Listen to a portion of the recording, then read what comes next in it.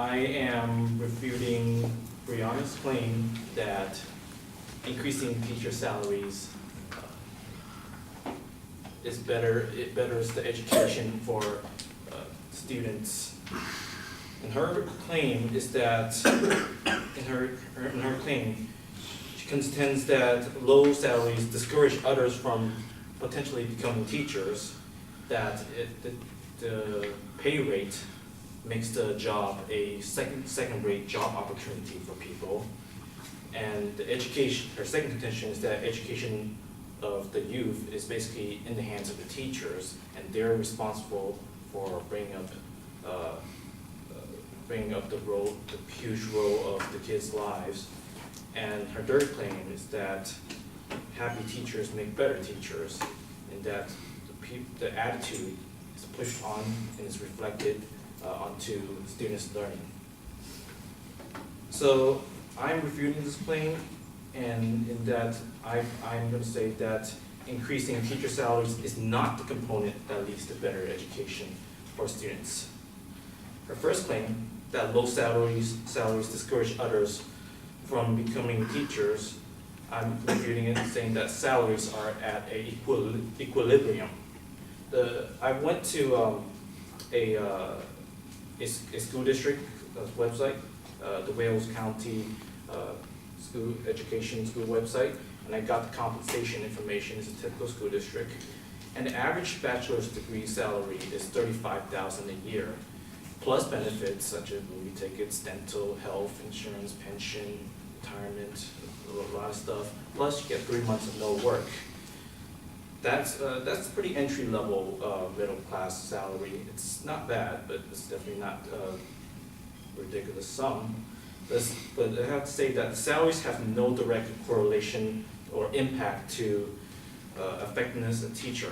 It could bring up the point that there is some correlation when you tie in the sales scores. I mean, not sales scores. The test scores of students to how good they're doing, to how good the teacher is doing, and how much the teacher is being paid. In that case, then it might be possible, but otherwise there is no correlation. So therefore, smarter, better educated teachers are meaningless if pupils are unable to ingest information. It just doesn't matter if the teachers can't communicate with the students. Higher salaries also has the other side effect of attracting equally bad teachers. And now that brings up the question, what is a good teacher or what is a bad teacher? And that's really difficult to tell. And there's already incentives. Master's degrees start at $43,000. And her second claim is that education of the youth is in the teacher's hands. And I'm refuting it by saying that education is not solely the responsibility of teachers. It is very important that the environment that the students interact with every day, in the social environment, at home, in religious affiliations, in playtime, that it must be an environment that makes them want to work, to learn, and not roadblocks to what they want to do. So I have a quote from Robbie Fanning. He's a master's. He has master's degrees, and he's of the Great Schools Organization. He says that research tells us parents who encourage a child's self-sufficiency often have children who are motivated from inside out.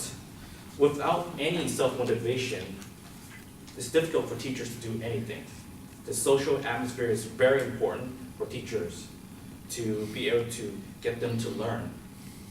And her last claim is that happy teachers make better teachers. I will refute that by saying that happy teachers are more motivated by passion. Passionate people are willing to go above and beyond for students. Those people are the same people who find that the pay, the benefits, and working with students a all-around fulfilling and enriching experience. And I looked at the book Passionate Teacher, a practical guide. Robert Fried says that he argues that many of the difficult issues in education today can be faced constructively and perhaps be overcome by passionate teachers. Therefore, happy teachers are passionate teachers. In conclusion, I'm going to say that salaries are not the component that makes education better. Low salaries, that is not a scenario that is a big issue. The bigger issue is the environment they're in and how passionate the teachers are. Thank you.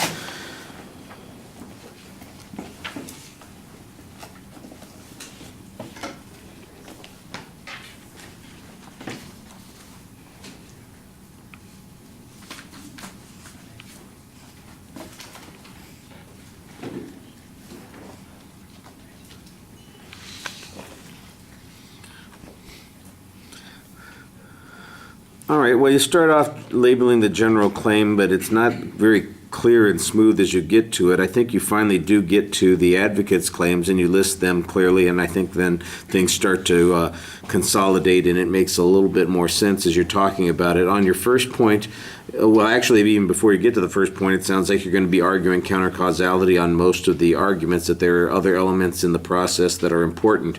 And on the first point, you kind of diminish the issue of salaries by talking about what the average salaries are and what some of the benefits are, and you assert that those are pretty good. I'm not saying that they aren't good. I'm not saying that they're bad, but what was the advocate's evidence on this particular point? Was there any comparative data here? Is there some reason to believe that people, for instance, that you later on say it might be necessary, the passionate teachers wouldn't be passionate if they only had $35,000 a year, that sort of thing? You know, you raise a question about test scores, but it sounds like it's a general press on the issue. You're suggesting that the advocate needed to provide some standard here. You need to have an explanation about why the test scores would matter and how that would affect us making the comparison that you think we ought to be making. I think that you have a good general argument here that says it doesn't help if the pupils themselves aren't motivated, if they don't have any way to work, what is it, from the inside out, as you said, I think, someplace else. And you got a kind of a generic statement about that. I didn't think it was really well developed. You develop it later in the second point, which I think is a good idea. And then there's this little issue about, well, what makes a good or bad teacher? I'm not sure how relevant that is to the salary issue. I think there's a good argument to say that the problem with this is that salaries might be largely irrelevant to whether teachers are good or bad, because once they're hired, there are ways in which they get additional pay that has little to do with their performance, for instance. I think there might be a good argument to be made on that point. And then on the second point, you do talk about the general counterclaim that says, look, education can only work so far if the parents and the kids are not motivated to do that. I think that's a good counterclaim on that particular point.